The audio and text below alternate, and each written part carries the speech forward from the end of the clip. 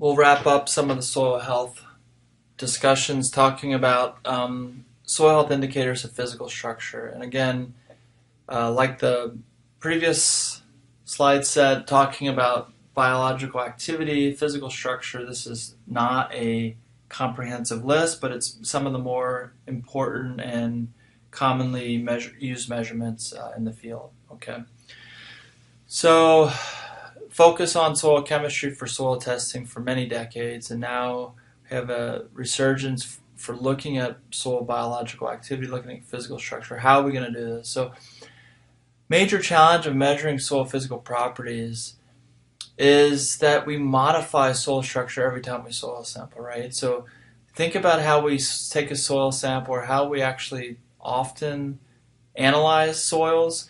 The first step is we go out and we take a probe, sink it in the ground, we collect that soil, take it back to the lab, and one of the first things we do, we might push it through a sieve and just to try to homogenize the different cores and mix them together. What a commercial lab will do is first thing they'll do is they'll dry, typically overnight, and then they'll often grind that sample to have it pass through a 2 millimeter sieve. And so, we're with that grinding, of course, or with that sieving, whatever we do to make it more homogeneous, we're absolutely modifying and in a very major way that soil structure, right? So we either have to measure it on intact cores, or we've got to do it in the field. So it's really challenging to do this, to actually measure soil physical structure when we are pulling soil samples. So because of that, we often go and think about measuring things in the field. So we can do things like bulk density, aggregate stability, penetration resistance, and infiltration. So these are, I'll just run through each one of these. Bulk density is a kind of classic common soil measurement. Been around for a long time. It's this idea of how much does a soil weigh in a given volume. That's really the measurement. What's the mass of soil per unit of volume? And it has to do with porosity and pore space, and lower bulk density values equal more pore space and lower weight.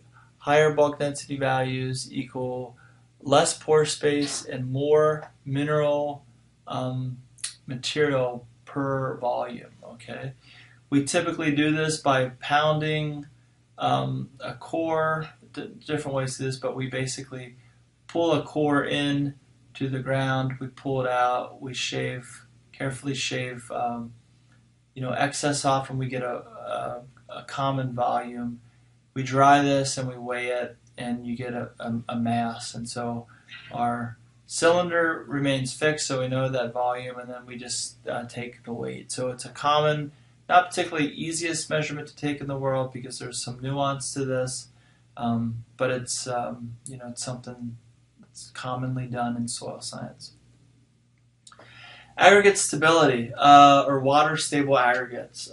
So this is really the ability of aggregates to resist falling apart when hit by water or rain or wind. The microbial glue, all of the microbial activity that glues the mineral surfaces, that sand, silt, and clay together. The more microbiology you have and root exudates, the more this ability, the greater your water stable aggregates. Okay, the less tillage that you have, over time, water stable aggregates build up your porosity, your ability of that soil to exchange water and gas for the soil to accept water and heavy rain. Like, all these things are related, okay? And so aggregate stability can be measured a few different ways. There's a soil dunker or a yoder machine where it's moving soil through a column of water up and down and seeing how much falls apart. But maybe in the field or even in the lab, we can use a rainfall simulator. This is something from the Cornell manual, and they've got this kind of complicated apparatus. They swing this a little bit, and this is essentially, you can't see these tiny little microtubes, but it's raining on that soil either falls apart and falls through the sieve or stays together. And then that proportion that is on the sieve to begin with versus how much falls through gives you a measurement of aggregate stability. So it's essentially a percentage of the total. So this is a very important measurement, and Cornell has found that this is something that's a very good indicator of overall soil health. In other words, the soil has a high, a lot of indicators rank very high. Aggregate stability is usually up there too, so it's a good indicator of the overall health. Field penetration resistance is done with an instrument called a penetrometer, and so this measures the soil's strength or the hardness, indicates the degree of compaction and how difficult roots are going to have in terms of getting and exploring soil space. Okay, so you can do this. So this is a penetrometer. Essentially, it can be a little analog or digital models.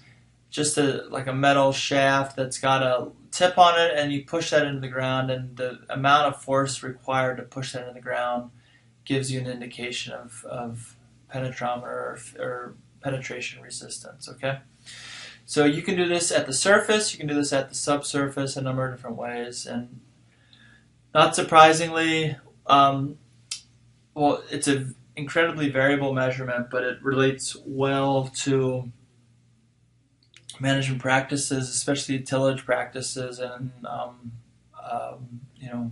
again, Cornell has also found that this is an important measurement for soil health, overall soil health.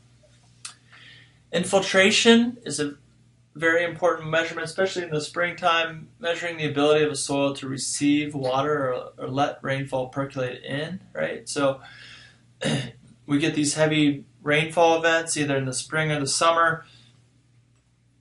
Is that water going to enter the soil, or is it going to essentially puddle and then move via surface runoff? And when it's usually running off the surface, it's taking soil and particles with it, so that's an erosive event.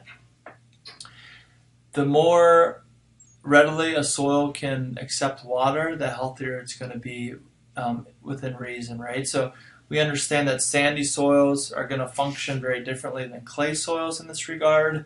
So we have to scale things by soil type. This is true with basically all measurements of physical structure. We do this commonly in our lab with these mini disc infiltrometers.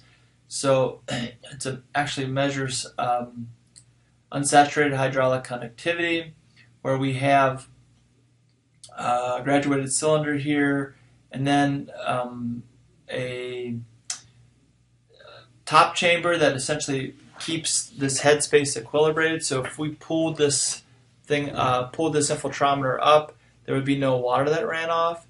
But when we make the soil surface, contact with that soil surface, via capillary action, that water is going to get wicked into that soil, and the rate of wicking will determine essentially our infiltration rate. So some nuance with that, but essentially, the poor man's way of this is just take a ring, pound in the ground, pour soil in, and pour water in, and see how long it takes for that water to enter that soil. So this is infiltration is typically a rate measurement. It's like number of inches or centimeters per minute or per hour. So it's like how much enters that soil on a per time basis. Okay. And then so again, physical structure being a variable measurement and kind of difficult to really quantify in the field. There's other technologies that we can look at. We talked in the biological indicator section about precision planting's smart firmer. Here's another way, again, from precision planting that I think we could make good strides at determining compaction or just surface hardness. And so precision planting makes these individual row units that apply a constant pressure on each one of these planting units, okay? And the whole point of this is for very even seed placement. So when you've got, say, a large planter and an uneven surface like we see right here, this one's not going to be placed deeper than, say, the row units up here. So each one of these units is supposed to be placed precisely at whatever it's set for, like 1 inch, 1.5 inches, 2 inches. That's going to mean very even emergence, and that's just good agronomic practice. Okay, so that has a lot of implications in terms of yield. If we can get plants to emerge evenly and not compete with one another.